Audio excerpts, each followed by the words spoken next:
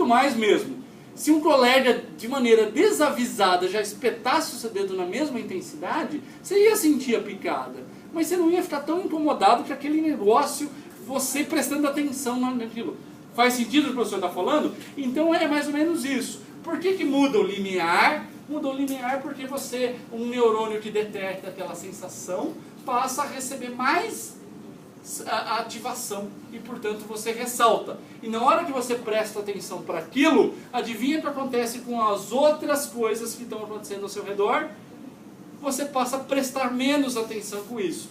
Na hora que vocês estão focados em dois sentidos, como visão e audição, porque é basicamente assim que o aluno está recebendo a informação do professor, na verdade, vendo o slide ou escutando o professor. Então, nesse momento, você está procurando otimizar a capacidade do sistema visual e auditivo.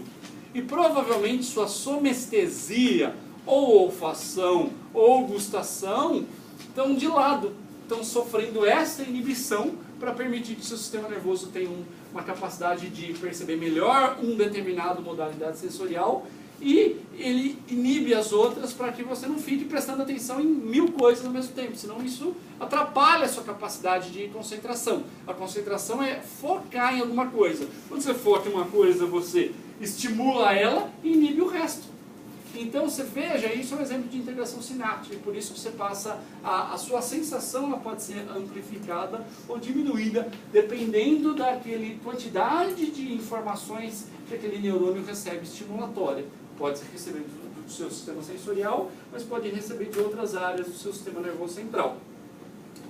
Uma coisa que faz com que a influência sobre o neurônio pós-sináptico aumente ou diminua é justamente um fenômeno chamado somação temporal. O que é a somação temporal? Tem que lembrar o que é isso. Somação temporal nada mais é do que o seguinte: o neurônio pós-sináptico vai ser mais estimulado quando ele receber um sinal de vários potenciais de ação seguidos. Quando você tem muitos potenciais de ação seguidos, você tem o quê? Uma influência maior sobre o neurônio pós-sináptico. Por quê, pessoal? Olha nesse outro gráfico, isso dá para entender melhor. Se você dispara um potencial de ação, e esse potencial de ação é excitador, porque causa abertura de canais de sódio, isso vai causar uma alteração no potencial de membrana do neurônio pós-sináptico. Só que esses canais de sódio vão ficar abertos por uma fração de tempo. Ele vai deixar entrar sódio, vai despolarizar. Mas depois de um tempo, o neurônio volta ao normal. Se você tiver um outro potencial de ação excitador chegando, ele vai causar a mesma despolarização. Só que nada disso mudou a vida desse neurônio aqui. Porque os dois potenciais pós-sinápticos excitadores estão com um intervalo de tempo muito grande. E às vezes esse intervalo é milissegundos. Se o mesmo neurônio que está disparando potenciais de ação e liberando neurotransmissores sobre esse tiver duas liberações próximas, então cai uma descarga de neurotransmissor excitador e na sequência vem outra, pode acontecer uma somação de alteração no potencial de membrana. E aí, pessoal, um estímulo isoladamente é fraco, mas um estímulo somado, né, e é uma somação temporal, porque depende do tempo entre uma sinapse e outra, ele vai se somando. Então, apesar de cada potencial pós-sináptico excitador ser muito fraquinho, ele pode ser somado quando a quantidade de potenciais de ação que libera os neurotransmissores nessa fenda sináptica, se isso acontecer muito rápido e muito frequentemente, os efeitos vão se somando e o impacto sobre o neurônio pós-sináptico cresce. Além disso, pessoal, você tem a somação espacial, que é quando um mesmo neurônio é alvo de várias sinapses acontecendo. E isso, da mesma maneira que no caso anterior, cada sinapse isolada causa esse efeito. Mas quando soma-se várias que acontecem ao mesmo tempo, o efeito é amplificado e, portanto, a capacidade do neurônio pós-sináptico ser influenciado cresce. Essa é a base que explica alterações na intensidade de várias questões neurológicas. Por exemplo, como que você sente o estímulo mais forte? Você sente o estímulo mais forte por duas razões: pela somação espacial e pela somação temporal. Na somação espacial é o seguinte: se você lesiona uma grande área do seu corpo, claro que vai doer muito mais, porque o número de receptores sensoriais de dor ativados é maior. Então, o óbvio, né? O professor vai falar o óbvio: um corte pequenininho dói pouco, um corte grande dói mais. Professor, é óbvio. Mas por quê? Simples, o corte maior vai ativar mais receptores sensoriais de dor, e esses neurônios disparando ao mesmo tempo, não adianta um disparar agora e outro daqui a 1 minuto, não, eles vão disparar ao mesmo tempo e faz com que a sua percepção de dor seja aumentada. O mesmo único neurônio pode transmitir intensidade. Como? Através da somação temporal. Um estímulo doloroso mais forte faz com que um neurônio que faz a captação de dor dispare uma frequência de potenciais de ação alto. Portanto, seu sistema nervoso consegue interpretar uma frequência maior de potenciais de ação de um neurônio sensorial, né, como uma intensidade mais elevada. E o princípio se aplica para outras coisas. No músculo, como você recruta o músculo com pouca força? Disparando poucos potenciais de ação. Como você faz? Como você contrai muito, for carregar um peso muito grande? Simples, o seu motoneurônio dispara numa alta frequência, produzindo uma capacidade de força muscular maior. E mais, pode ser que dos dezenas e centenas de neurônios motores que são responsáveis por recrutar esse músculo, um sujeito muito forte é um sujeito que consegue ativar todos esses motoneurônios ao mesmo tempo, causando uma contração muscular máxima, né, muito forte. Então, a somação temporal e espacial dão uma ideia de que, de novo, um potencial pós-sináptico sozinho é fraco, mas ele se soma, né, quando as sinapses acontecem num curto espaço de tempo. Deu para entender o conceito, pessoal? Vocês estão bem ou vocês já estão mais para lá do que para cá? Vai começar um pouquinho mais tarde, então a gente vai terminar um pouquinho mais tarde. 15 minutos de atenção, pessoal. Respirem fundo, dá uns tapas na cara, uns pulinhos aí, toma uma água, que a gente já está terminando a aula, tá bom, pessoal? Então vamos lá. Que outros princípios se aplicam na integração sináptica? E vejam, isso parece chato, mas é bem interessante. Olha só, pessoal. Por que neurônio inibitório é importante? Lembra que eu falei que o neurônio inibitório é a população mais comum que tem? A maioria dos nossos neurônios inibem as outras células.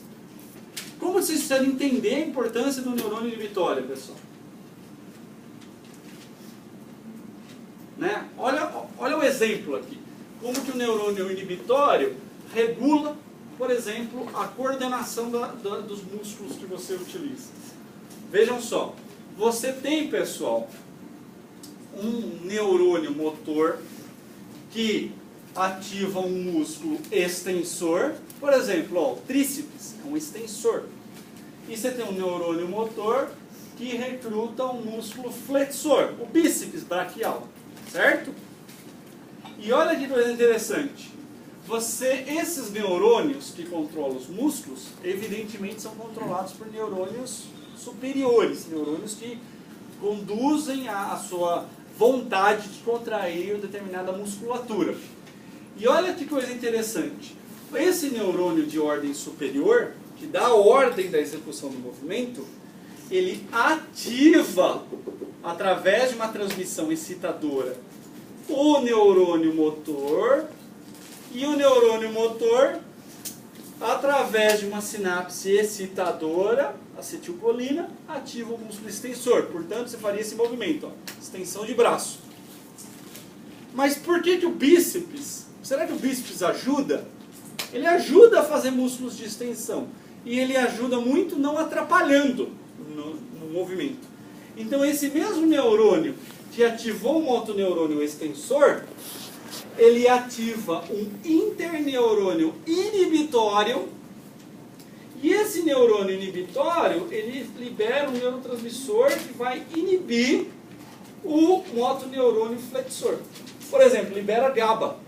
Então significa que quando você dá ordem para contrair um músculo, você dá a ordem para contrair o músculo agonista ao movimento desejado, e ao mesmo tempo você ativa um interneurônio inibitório que inibe o motoneurônio antagonista do movimento indesejado. Olha que legal. Então, a todo instante, você tem esses interneurônios que estão regulando eventualmente funções que são antagônicas. Você quer fazer um movimento, você ativa o músculo e inibe aquele músculo que faz o movimento contrário. Faz sentido, pessoal? Tá? Então isso aqui é um exemplo dessa inibição por proação, em que o interneurônio inibitório ele está ajudando ao sistema a funcionar de maneira apropriada, apesar do sinal inicial ser um sinal incitador, mas a presença de um neurônio inibitório aqui, ele acaba gerando um efeito oposto sobre a célula, sobre um outro sistema. Você também tem, olha que coisa interessante, um outro exemplo, uma inibição por retroalimentação, por feedback. Então, olha que coisa interessante. Um neurônio que estimula a contração muscular vai ativar um motoneurônio. O motoneurônio ativa o músculo. Esse motoneurônio, aliás, esse músculo que é ativado, ele, por exemplo, tem receptores sensoriais que ativam o quê? Né? Ou, por exemplo, melhor, que né, nesse exemplo é até mais simples, o próprio axônio do motoneurônio, que está ativando o músculo, ativa o interneurônio inibitório. E esse interneurônio inibitório, ele produz uma substância inibitória que inibe esse motoneurônio. Qual a consequência disso, pessoal? Quando esse neurônio contrai o músculo, essa contração vai cessar automaticamente depois de um tempo. Por quê? Porque ao mesmo tempo que ele contrai o músculo, ele ativa o interneurônio inibitório. E este neurônio inibitório inibe isso. Olha que coisa legal. E como ele fica inibido, ele para de contrair o músculo.